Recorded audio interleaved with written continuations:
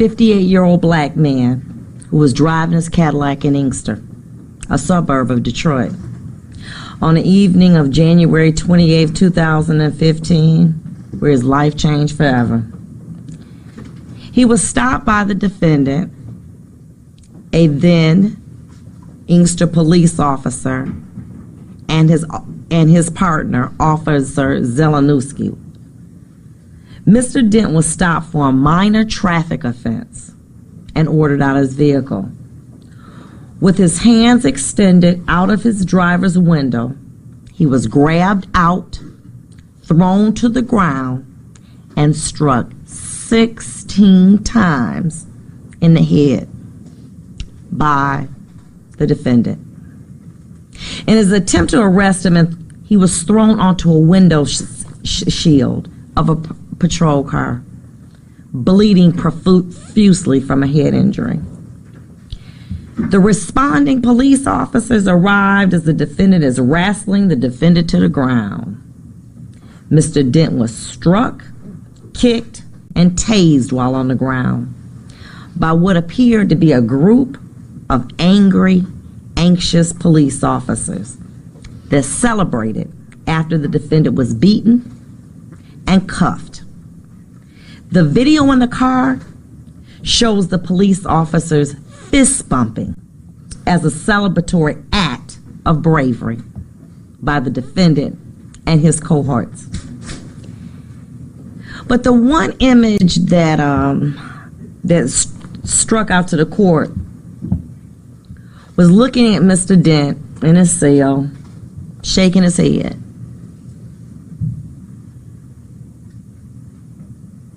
In disbelief of what had occurred to him. If his conduct was indicative of what he was thinking, I would have thought this: what crime did I commit? Being a black man in a Cadillac, stopped for a minor traffic offense by a group of racist police officers looking to do a nigger. As police officer John Zelenuski, auxiliary police officer, testified in court too, in his response to a text, was quoted as saying, "At least give me the satisfaction of knowing that you're out there beating up niggas right now. LOL." How humiliating and degrading that must have been. He was left in a cell for a number of hours before getting medical treatment. But after hearing the defendant and his fellow officers joke about his injuries as they were wiping blood off their uniforms with disinfectant. 2015. Please be quiet in my courtroom. How does this happen? I'm going to tell you how it happened.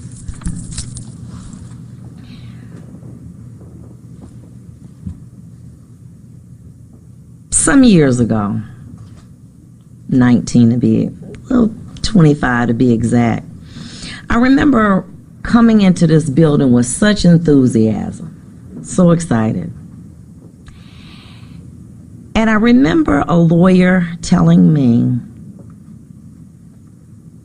that nobody leaves out of this building like they came in. I didn't understand what that meant. 20 years later, I do. Everybody has a grand idea about changing the world. And you seem like you felt like you're fighting a losing battle. And little by little, it grows. It's a cancer. It starts to eat away at you. You become cynical. You start to look at pictures of homicides, not for the goriness,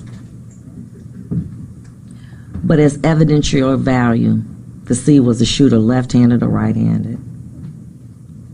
It eats away at you. You go to social events, you tell people what you do for a living, and after they say, what kind of cases do you hear? And as a judge, prosecution, defense, does criminal defense, a police officer, after a while they say, we don't want to know anymore. That's the job in the criminal justice system. It's compounded with that being a police officer. There's a culture among police officers. And that culture is a norm of understanding all police officers within a department adhere to. Particular norms, values, attitudes, beliefs, and behaviors. They come in three forms. The blue wall of silence, protecting police officers at all costs because supervisors and citizens are distrustful, evil, and untrustworthy.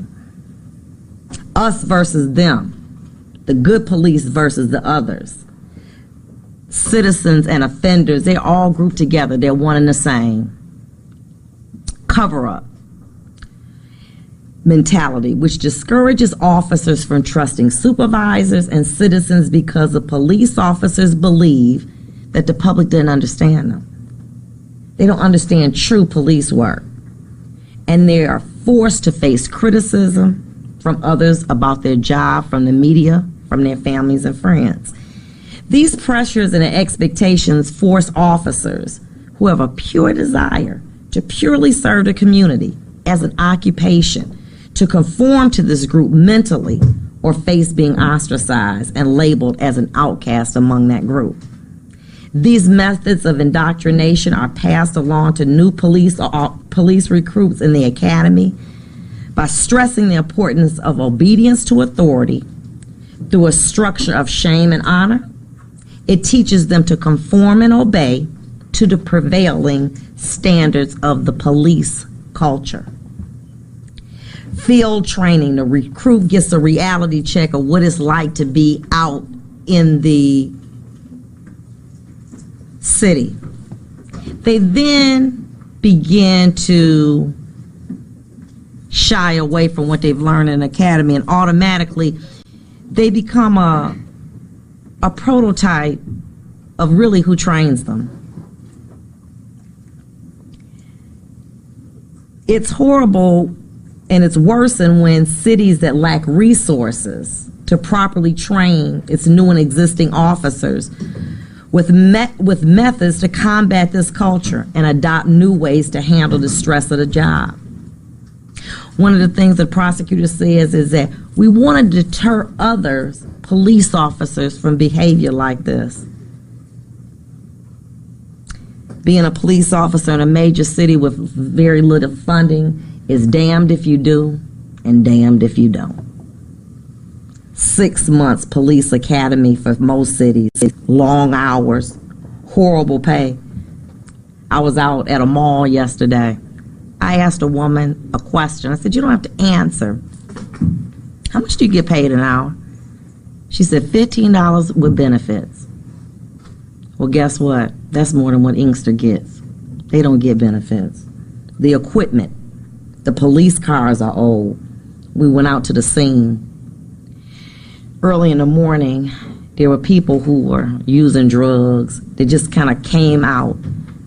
And the only thing I could imagine was the only thing that is separating these people from drug selling are the police officers that appeared in my court. Many of the cars, the tires are almost bald. No support services for stress. No mandatory counseling for police officer. We rather put money in technology by buying bait cars and surveillance cameras. But that doesn't reduce crime. It doesn't deter it. Properly trained police officers do. According to Law Enforcement Today, a publication, police officers have the highest rate of alcoholism, divorce, drug abuse, suicide. Their life expectancy is 10 years less than the average American. Police are human beings too. They feel despair and they have ups and downs. Their job is made worse because they see on a daily basis, more than any other occupation, the worst behavior that people can inflict on one another.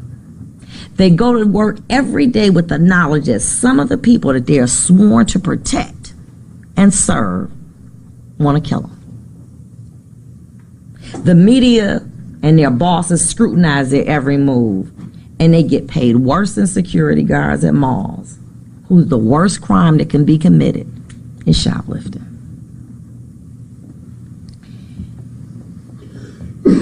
Many times people say, well, you know, if you can't handle the stress of the job, then you need to take these officers off the street.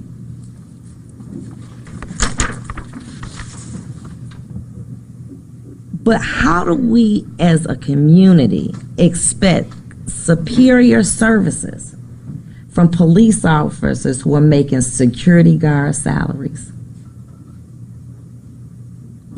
to receiving little compensation and struggling just to pay health care? Well, many have said when they accepted a job, they accepted everything that came along with it, and they could handle it or leave. In the great words of a man that I truly respect and honor, slaves had jobs too.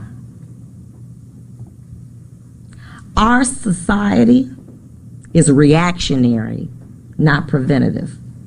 We would rather save a few dollars to balance a budget than pay millions of dollars to reverse a tragedy that we could have prevented.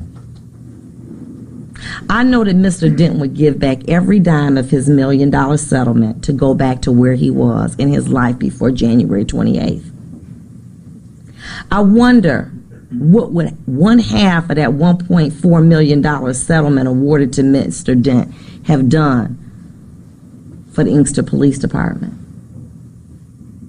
Training officers that wanted to serve and not hiring officers that didn't belong.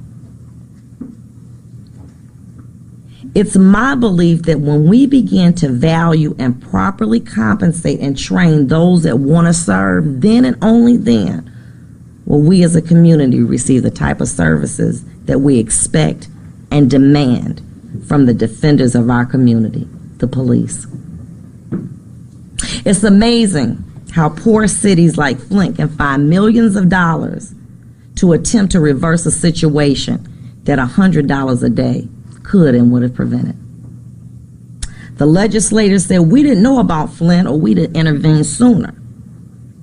The government's responsibility is not solely to save money, but is to protect its citizenry by paying and training police officers better.